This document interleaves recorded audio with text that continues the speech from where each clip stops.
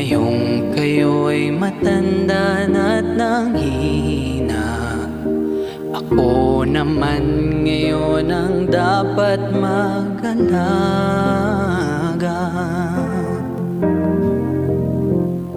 Kayo'y aalalayan, aakayin din.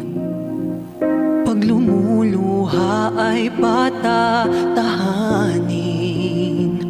Babantayan kung may sakit, dadampian ang nunang halik. At kapag gabi